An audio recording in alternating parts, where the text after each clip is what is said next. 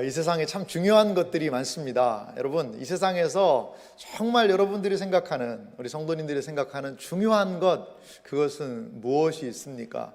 무엇을 과연 여러분들은 중요하게 생각하세요? 건강도 중요하고요, 돈도 중요하죠. 여러 가지 부분에서 사회적으로 어떤 지위를 얻는 것도 중요한 것 같아요. 그런 것도 중요한데 저는 좀 중요한 게 이런 게 아닐까 생각이 들어요. 만남이 참 중요하다 생각이 들어요. 누구를 만나느냐에 따라서 한 사람의 인생이 달라지는 것 같습니다. 누구를 만나느냐에 따라서 한 사람의 인생이 너무나도 힘들어지기도 한다는 것이지요. 좋은 아내, 좋은 남편을 만나는 것, 또 좋은 자녀들을 만나게 되는 것, 그리고 좋은 친구를 만나게 되는 것, 좋은 믿음의 사람들을 만나는 것, 얼마나 복된 일인지 모르겠습니다. 오늘 저는요, 이 특별한 날에 참 제가 저한테는 정말 오늘 이 하루가 너무 특별한 날인 것 같아요. 왜 특별한 날이냐? 제가 정말 사랑하는 우리 성도님들과 이렇게 말씀 나눌 수 있고 예배로 이렇게 함께 할 수 있다는 그 자체가 얼마나 큰 은혜이자 특별한지 모르겠습니다. 오늘 이 말씀의 은혜의 자리에 나오신 여러분들을 주님의 이름으로 정말 축복하고요, 하나님의 신령한 은혜가 우리의 영혼 위에 임하기를 간절히 소망합니다. 우리 믿는 사람들에게 많은 중요한 만남들이 있겠지만 가장 중요한 만남은 무엇일까요? 그렇죠, 바로 예수님과의 만남이죠. 우리가 예수님과의 만남을 가질 수 있다는 것, 이것만큼 중요한 게 어디 있겠어요? 그런데요, 왜 예수님하고 만나는 게 이렇게 중요할까요? 예수님을 만나게 되면 그 예수님과의 만남 안에는 무엇이 따라올까요? 변화가 따라옵니다. 은혜가 따라오게 되더라는 것이지요. 예수님을 만나고 변한 사람들이 성경에 참 많이 기록이 되어 있어요. 그 중에 저는 사도 바울이라는 이 선생님도 엄청난 변화가 있지 않았습니까? 예수님을 믿는 사람들을 잡아서 핍박하고 박해하는 사람이었어요. 교회를 박해하는 사람이었죠. 그런데 그가 예수님을 만나게 되자 그 예수님을 사랑하게 되고 그 예수님을 전하게 되고 이방인의 사도가 되어 예수님을 드러내는 그러한 사람이 되었던 것을 우리는 성경을 통하여 확인해 볼 수 있었다는 것이죠. 여러분, 그렇습니다. 사도 바울의 이러한 변화의 삶은 어떻게 가능하게 된 걸까요? 주님을 통해 가능하게 되었지요. 예수님을 만남으로 구원의 은혜를 입음으로 말미암아 그에게 이러한 놀라운 변화의 역사가 일어나게 되었다는 것입니다. 우리 신자들에게도요, 동일한 은혜가 있는 줄 믿습니다. 예수님을 만나게 되고 구원의 은혜를 우리가 얻게 된 것, 이것이 얼마나 큰 은혜인지 몰라요. 그리고 우리 안에 그리스도로 말미암는 변화의 역사가 있게 된 것, 이것보다 귀한 것이 어디 있을까요? 그런데요, 여러분, 제가 한번 질문해 보겠습니다. 이렇게도 중요한 구원의 은혜가 우리에게 있는데, 구원의 은혜가 있는데, 여러분, 내가 구원받았다는 것을 어떻게 확신할 수 있을까요? 어떤 사람들은 내가 구원받은 건 확실하지 않습니까? 저 구원받은 건 믿어요. 제가 결코 이거는 제가 부인할 수 없는 사실입니다 라고 개인적으로 굳건하게 믿는다고 그래서 그러면 정말 구원받은 것이네요 라고 이야기할 수 있을까요?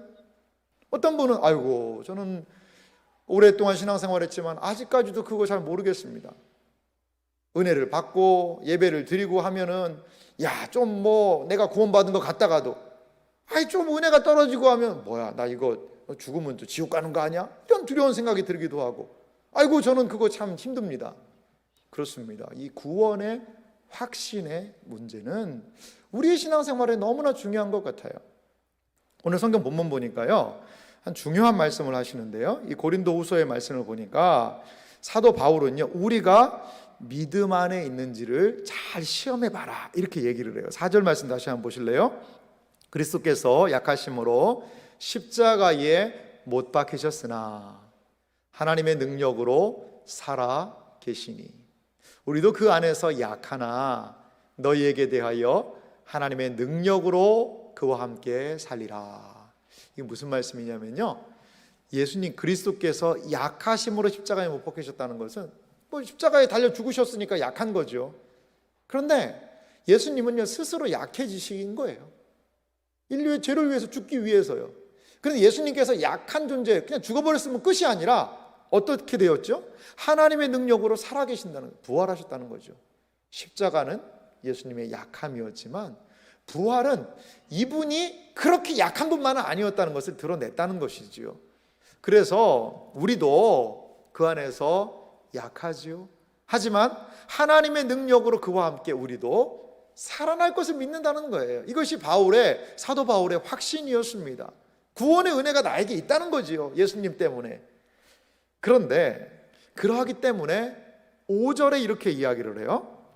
너희는 믿음 안에 있는가? 너희 자신을 시험하고 너희 자신을 확증하라.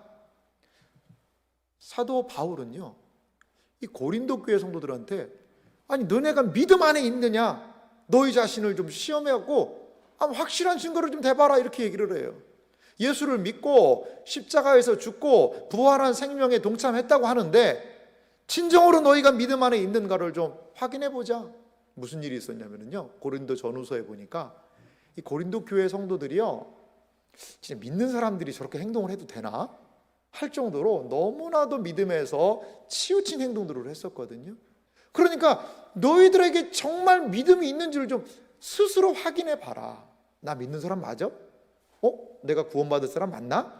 그것을 좀 확인해 보라고 지금 사도 바울은 강조하고 있는 것입니다.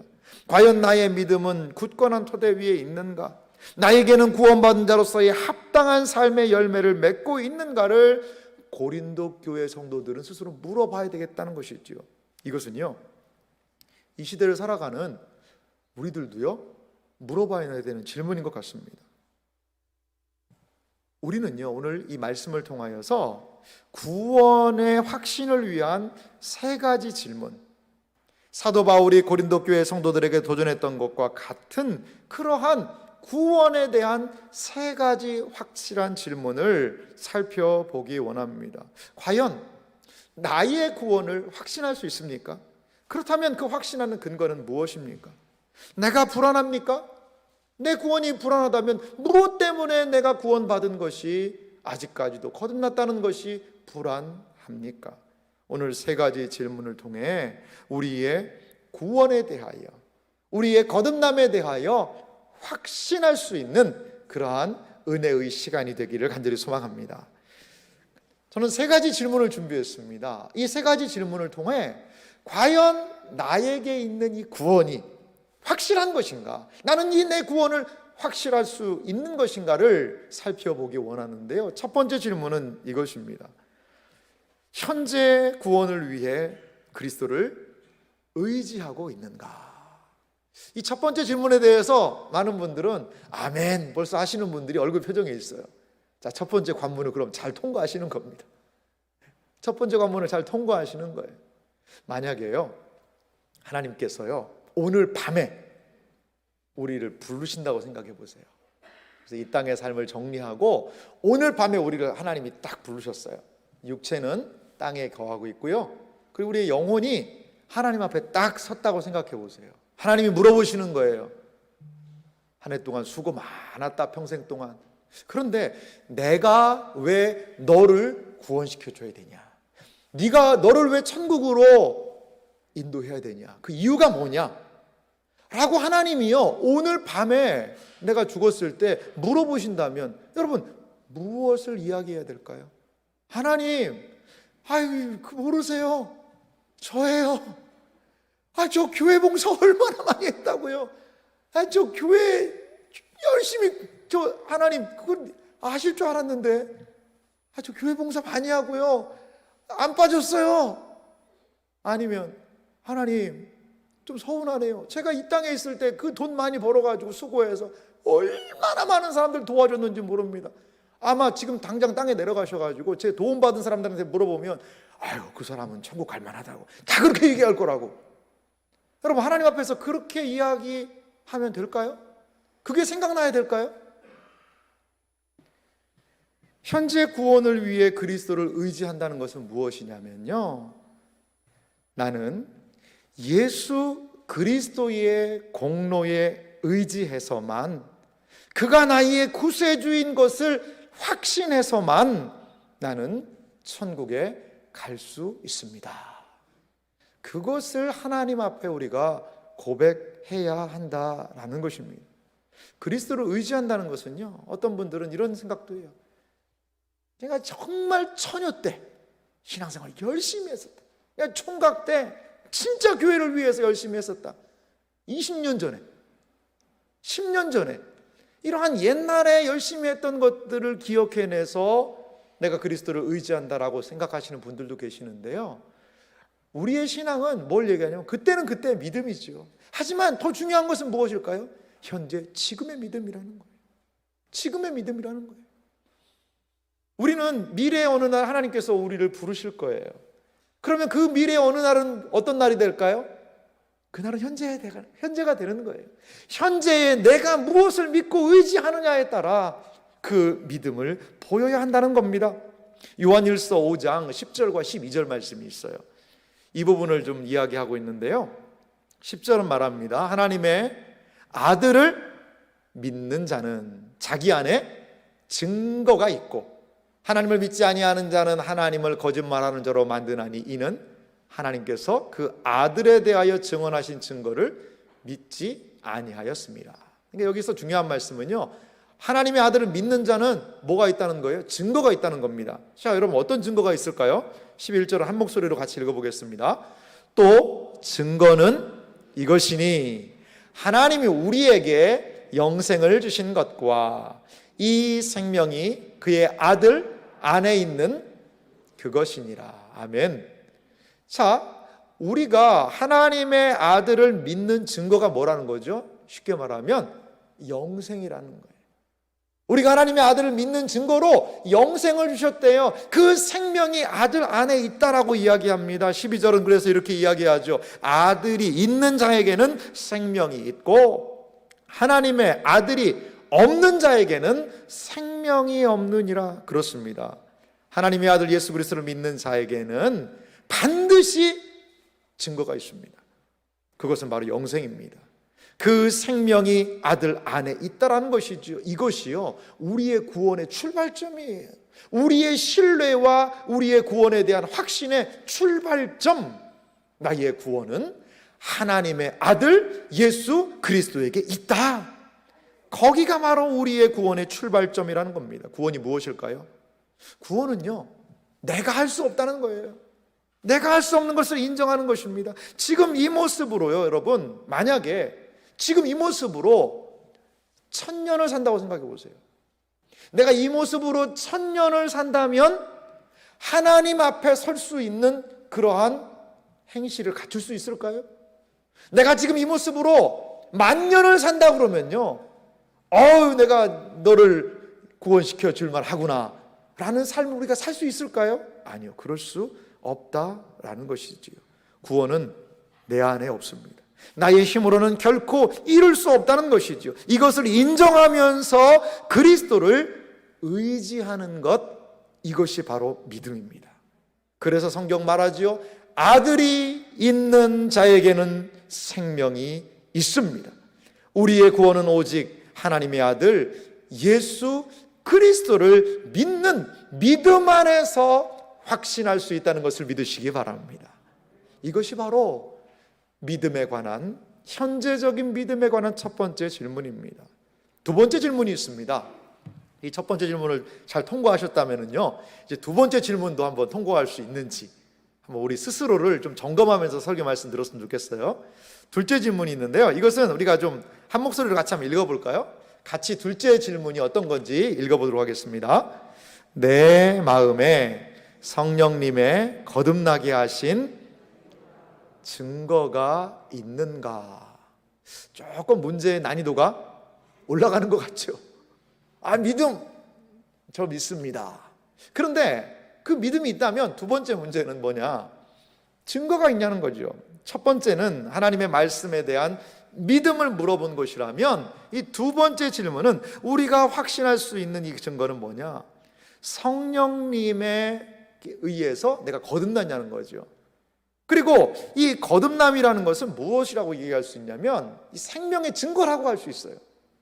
성령님이 우리에게 오셔서 우리에게 생명의 역사가 일어났는데 생명의 증거가 내 안에 있냐는 것이지요.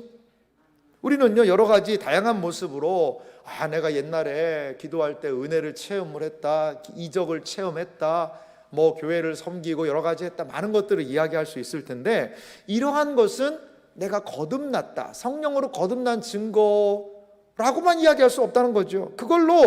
그것을 이야기할 수는 없습니다. 거듭남은요, 분명한 무엇이 있느냐? 열매가 있다는 거예요. 거듭나게 되면, 다시 말씀드립니다, 거듭남은 분명한 열매가 맺히게 되어 있습니다. 저는 이 열매를요, 한 3가지로 살펴보기 원합니다. 성령이 거듭나게 하신 사람 안에 일어나게 되는 열매, 다른 말로 하면 일어나게 되는 현상이 한 3가지 정도가 있다는 거예요. 첫 번째 뭐냐면 진리를 알고 받아들이게 된다는 거죠. 진리를 알고 수용한다는 거예요. 이게 거듭난 사람에게는 반드시 일어나게 되는 현상이라는 거예요. 요한 1서의 말씀을 좀 살펴보기 원하는데요, 요한 1서 4장 6절은 이렇게 말합니다. 우리는 하나님께 속하였으니 하나님을 아는 자는 우리의 말을 듣고 하나님께 속하지 아니한 자는 우리의 말을 듣지 아니하나니 진리의 영과 미혹의 영을 이로써 아느니라. 사도 요한 선생님은요, 요한 1서를 통해 우리는 하나님께 속했다라는 거예요. 속했다라는 것, 거듭났다, 구원받은 자녀다, 하나님의 백성이다, 이런 뜻이 있어요. 그런데 하나님께 속한 자는 어떻게 돼요? 하나님을 아는 자라고 이야기합니다. 그리고 아는 자는요, 우리의 말을 듣고 사도의 말, 교회의 가르침과 연결이 되어 있어요. 이러한 것들을 기뻐한다는 것입니다. 그렇습니다. 거듭난 자에게는요, 이 진리를 인정하고 진리를 받아들이는 수용성이 있어요. 이렇게 하나님을 아는 것이 거듭난 사람에게 중요한 특징이 된다는 것입니다. 하지만 하나님을 알지 못하고 거부하는 사람들은요, 진리가 그 속에 있지 않다는 것이지요. 여러분, 우리는요, 교회의 참된 가르침 속에서 지속적으로 하나님의 진리를 믿음으로 받아들이는 것이 중요해요. 하나님을 아는 자들은요, 계속해서 하나님의 말씀을 어떻게 할까요? 즐거워하지요. 그리고 계속해서 그 말씀을 믿는 사람들이라는 것입니다. 그러면 말씀을 믿지 않는 사람들은요, 하나님 말씀을 즐거워하지 않아요. 그렇게 함으로 그들이 하나님께로서 나지 않았다는 것을 나타내고 있다는 것이지요. 하나님의 말씀을 들을 때 여러분 가운데 기쁨이 있습니까? 하나님의 말씀을 들을 때 그 말씀이 나의 마음을 때로 찌르기도 하고 움직입니까? 하나님의 말씀을 들을 때에 나에게 반응이 있다면 그것은 거듭난 사람의 가장 중요한 증거라는 것이지요. 두 번째 거듭남의 증거가 있습니다. 그것은 뭐냐면 진리를 품고 사랑하는 거예요. 요한일서 4장 7절과 8절은 이렇게 말합니다. 사랑하는 자들아, 우리가 서로 사랑하자.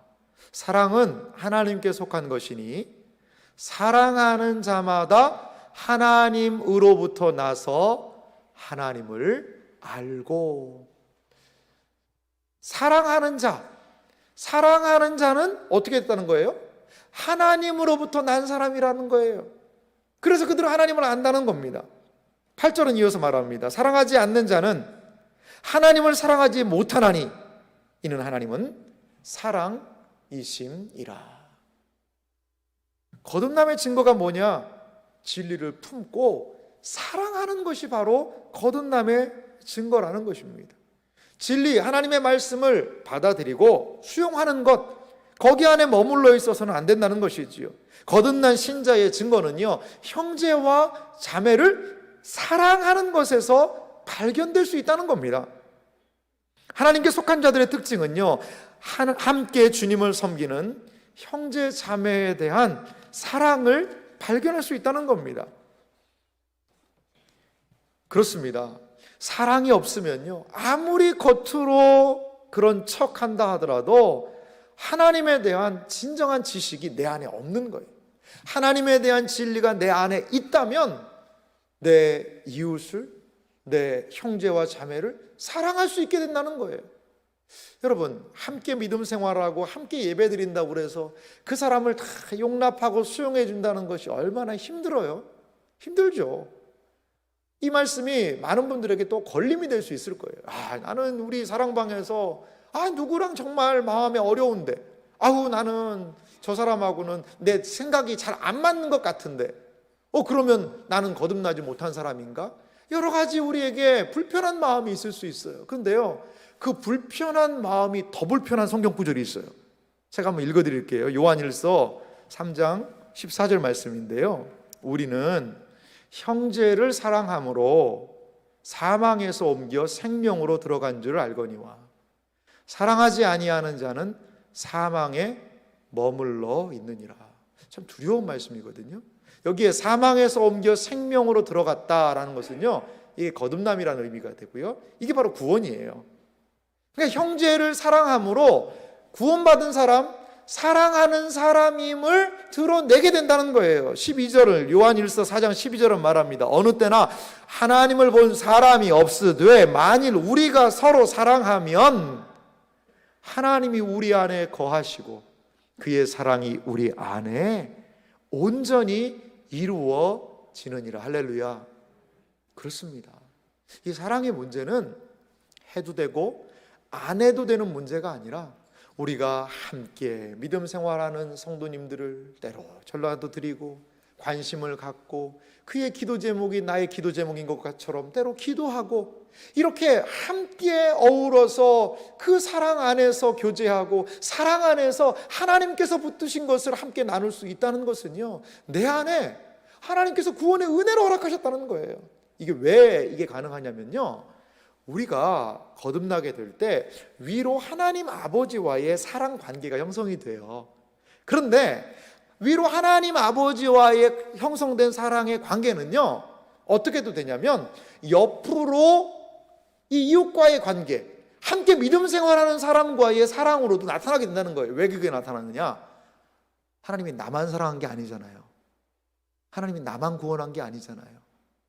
하나님께서 나를 구원하셨듯이 내 형제와 자매를, 저 사람도 구원했거든요. 우리가 함께 생활하거든요. 그러니까 이런 말이에요. 하나님께서 사랑하신 자를 너도 사랑하라는 거예요.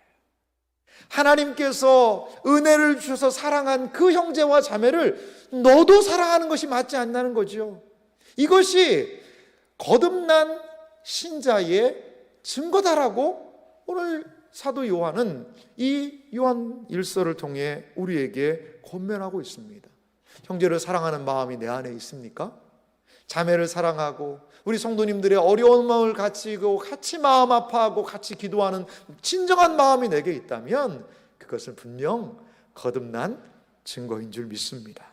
거듭남의 세 번째 증거가 있어요. 그건 뭐냐면요, 진리를 따라 순종하는 겁니다. 요한일서 2장 4절에서 6절은 이렇게 얘기를 하는데요, 그를 아노라 하고 그의 계명을 지키지 아니하는 자는 거짓말하는 자요 진리가 그 속에 있지 아니하되. 5절입니다. 누구든지 그의 말씀을 지키는 자는 하나님의 사랑이 참으로 그 속에서 온전하게 되었나니 이로써 우리가 그 안에 있는 줄 아노라. 자, 누구든지요, 그의 말씀을 어떤 사람이라고 얘기하죠? 지키는 자예요.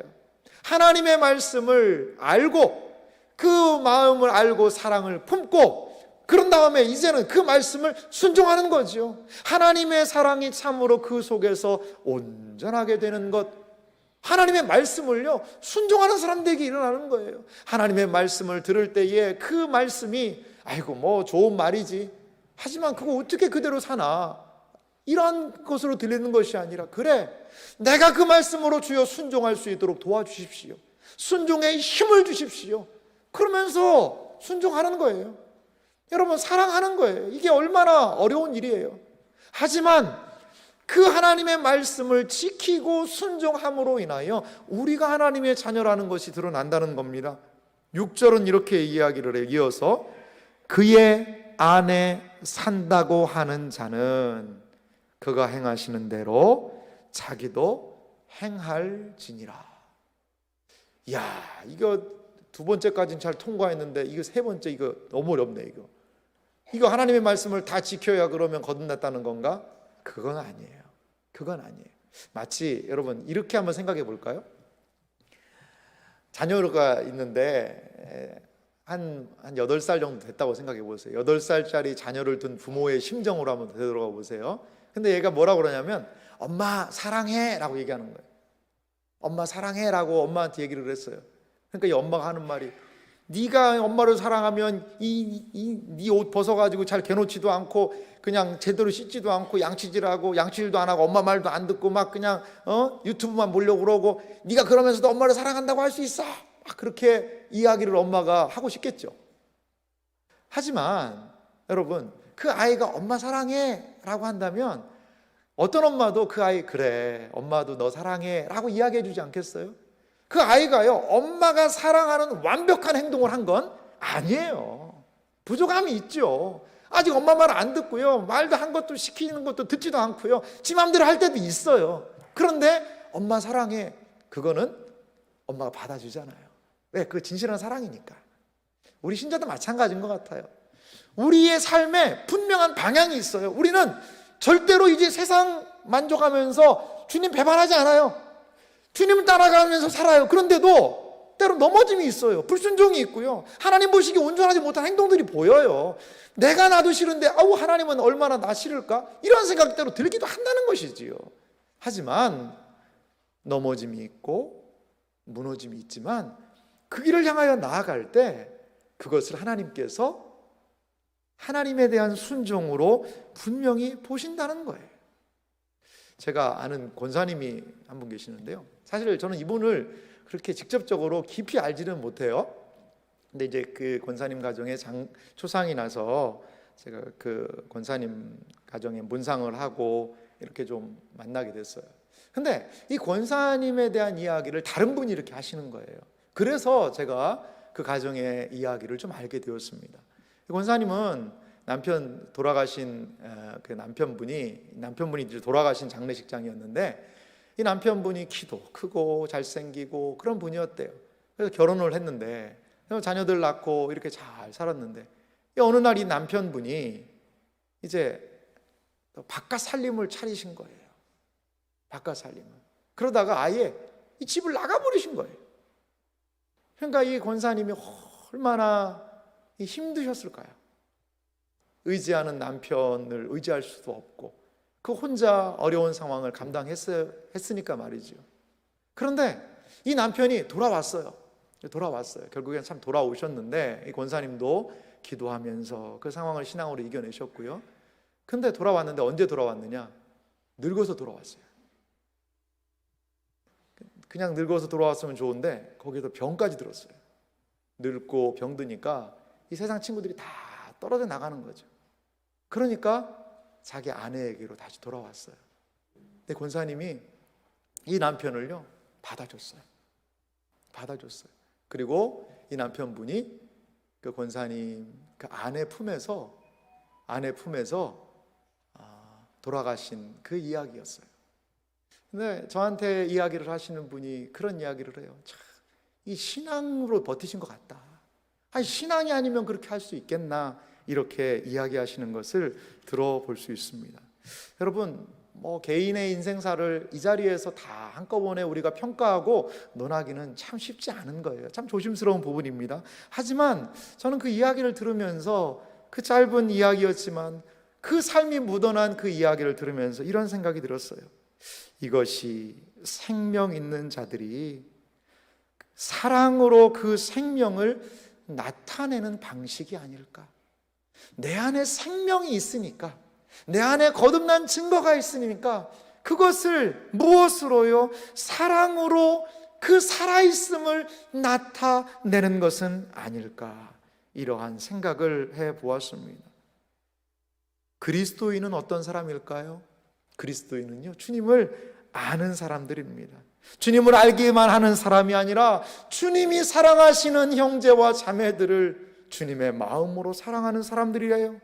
그리고 주님의 말씀에 순종하며 우리 안에 주어주신 그 생명의 역사를 따라 살아가는 사람들이 바로 성령으로 거듭난 그리스도인인 줄 믿습니다. 마지막 세 번째 질문이 있어요. 그것은 무엇이냐면, 나의 신앙생활 가운데 지속적인 성장이 있는가를 우리는 살펴보면서 이 구원에 대한 확신으로 나아가야 한다는 겁니다. 두 부분을 살펴봤죠. 먼저는요, 현재적인 믿음이에요. 과연 현재적인 믿음이 나에게 있는가? 우리가 첫 번째 살펴봤던 질문이고요. 그 첫 번째 질문을 지나서 우리의 삶에 나타나고 있는 거듭남의 증거들이 있는가? 특별히 하나님의 말씀과 함께 하나님의 말씀을 기억하고 그 정서적으로 받아들이고 그 말씀을 어떻게든지 따라가는 그 삶이 있다면 거듭난 사람이라는 것이지요. 그런데 이렇게 하나님의 말씀을 의지하고 거듭난 증거가 있는 사람들에게 확실하게 지울 수 없는 한 증거가 있으니 그것은요, 지속적인 자라남이라는 겁니다. 베드로 사도는요, 우리가 진정한 신자인지를 알 수 있는 이 증거들을 좀 우리에게 알려주고 있습니다. 베드로후서 1장 4절에서부터 7절 말씀 보니까요, 이런 말씀이 있습니다. 이로써 그 보배롭고 지극히 큰 약속을 우리에게 주사 이 약속으로 말미암아 너희가 정욕 때문에 세상에서 썩어질 것을 피하여 신성한 성품에 참여하는 자가 되게 하려 하셨느니라. 여기 보세요. 보배롭고 지극히 큰 약속을 우리에게 주셨다는 거죠. 그래서 이 약속으로 인해서 우리는 이 썩어질 것을 피하게 되었고요. 어떻게 되었다는 거죠? 노란 글씨로 표현해놨죠. 신성한 성품에 참여하는 자가 우리가 되었다는 겁니다. 주님의 보배롭고 지극히 큰 약속 때문에 이러한 신성한 성품에 우리는 참여하게 되었는데요. 그러면 이러한 성품에 참여한 자에게 맺히는 신령한 열매들은 무엇일까요? 5절부터 이렇게 이어집니다. 그러므로 너희가 더욱 힘써 너희 믿음의 덕을, 덕의 지식을, 지식의 절제를, 절제의 인내를, 인내의 경건을, 경건의 형제 우애를, 형제 우애의 사랑을 더하라. 한 8가지의 덕목을 이야기합니다. 근데 이게 계속해서 이 단계를 하면 저 단계로 가고 저 단계로 하면 이 단계로 가고 이렇게 가는 건 아닌 것 같아요. 그런데 이 8가지를 이야기합니다. 믿음, 덕, 지식, 절제, 인내, 경건, 형제 우애, 사랑. 이것은요, 거듭난 신자의 삶에 풍성하게 확인된다는 것입니다. 그러면서 베드로후서 이어서요, 1장 8절과 9절은요 이것을 이렇게 받고 있습니다. 8절은요, 이런 것이, 이 8가지 덕목들이에요. 이런 것이 너희에게 있어 흡족한즉 너희로 우리 주 예수 그리스도를 알기에 게으르지 않고 열매 없는 자가 되지 않게 하려니와. 자, 이런 것이, 이러한 신령한 성품의 열매들이 우리에게 있을 때 어떻게 된다는 것이죠? 게으르지 않을 수 있고요, 열매 없는 자가 되지 않을 수 있다는 거죠. 열매 있는 삶이 될 수 있다는 거예요. 그럼 이런 게 없으면 어떻게 될까요? 9절은 이런 게 없는 삶을 이렇게 이야기합니다. 9절 말씀은 같이 읽어보겠습니다. 이런 것이 없는 자는 맹인이라 멀리 보지 못하고 그의 옛 죄가 깨끗하게 된 것을 잊었느니라. 이런 것이 없으면요, 그러한 상품의 열매들이 없는 사람은 맹인과도 같아서요, 늘 여기 부딪히고 저기 부딪히고 어디가 어딘지 분간을 못하는 그러한 삶을 산다는 거예요. 인생 자체가 늘 그냥 뱅뱅뱅뱅 맴돌고 큰 뭔가 선명하지 않는 삶을 살 수밖에 없다는 겁니다. 옛 죄가 깨끗하게 된 것을 잊고 그리스도의 보혈의 공로를 잊고 살 때에 우리는 이러한 성품에서 멀어지는 삶이 된다는 겁니다. 자, 그래서 중요한 게 이제 1장 10절인데요. 10절은 이렇게 말합니다. 그러므로 형제들아, 더욱 힘써 너희 부르심과 택하심을 굳게 하라. 너희가 이것을 행한즉 언제든지 실족하지 아니하리라. 베드로 사도는요, 너희의 부르심, 택하심을 굳게 해라 라고 이야기를 해요. 그럼 너희가 이것을 행한즉 언제든지 실족하지 아니하리라. 이것이 뭘까요? 이것은 앞에 있는 부르심과 택하심으로 볼 수도 있지만 우리가 쭉 읽어왔던 의미를 살펴본다면 앞에서도 이것을 행한즉 이것이 없은즉 계속 그것을 받고 있는 것은 이 덕목들이었어요. 8가지 덕목들이었어요. 그러니까 이렇게 이야기할 수 있을 것 같아요. 너희가 이 덕목들을 잘 행하면 부르심과 택하심에서 굳건하게 설 수 있다는 것이죠. 그러면 실족에서 넘어지지 않는다는 것입니다. 무엇을 행하라는 것입니까? 이것을 행하라는 것이죠. 무엇입니까? 믿음을 행하라, 덕을 행하라, 지식 안에 거하라, 절제하라, 인내하라, 경건 안에 거하라, 형제를 위하라, 사랑하라. 이것을 행한즉 언제든지 실족하지 아니하며 우리의 부르신 것, 택하신 것 위에 굳건하게 설 수 있을 것이다. 사도 베드로가 이것을 이야기하는 거예요. 사랑하는 성도 여러분, 그렇습니다. 우리는 이것을 행해야 합니다. 행하는 것이 무엇일까요? 자라나는 것입니다. 예수님께서, 하나님께서 구원받고 우리 안에 변화가 있습니까? 그 변화를 붙잡으십시오. 그리고 그 안에서 자라나십시오. 그러면 우리는 하나님의 놀라운 은혜의 역사를 이루는 삶을 살 수 있게 될 줄 믿습니다. 우리에게 믿음이 있습니까?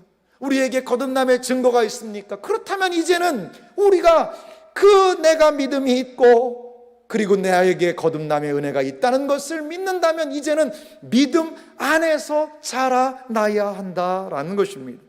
이것이 거듭난 신자가 살아야 하는 삶의 모습 아닐까요? 우리는 인내에서 자라나야 하고요, 형제를 사랑하는 것에서 자라나야 하고요, 경건 안에서, 절제 안에서, 지식 안에서, 덕 안에서, 믿음 안에서 더욱더 자라나야 할 줄 믿습니다.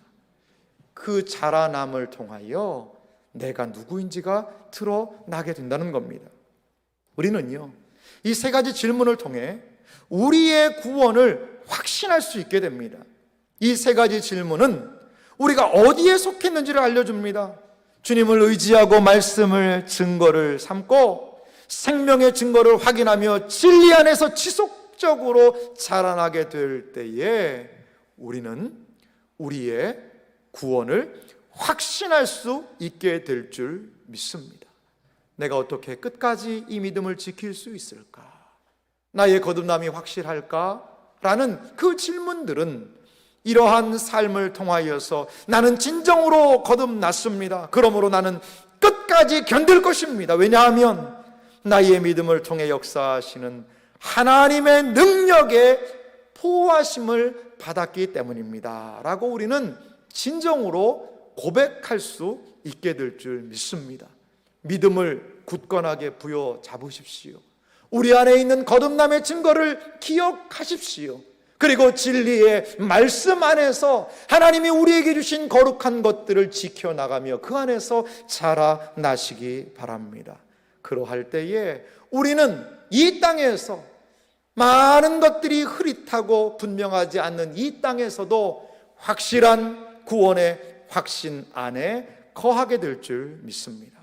사랑하는 성도 여러분, 구원의 확신은요, 말씀 안에서의 성장으로 가능합니다. 이 구원의 진리를 확신할 수 있는 것은 하나님의 말씀 안에서 지속적으로 성장하는 거예요. 다시 한번 베드로후서 1장 10절의 말씀과 더불어 이어서 있는 11절의 말씀을 우리가 한 목소리로 함께 읽어보도록 하겠습니다. 같이 읽겠습니다. 그러므로 형제들아, 더욱 힘써 너희 부르심과 택하심을 굳게 하라. 너희가 이것을 행한즉 언제든지 실족하지 아니하리라. 이같이 하면 우리 주 곧 구주 예수 그리스도의 영원한 나라에 들어감을 넉넉히 너희에게 주시리라. 할렐루야.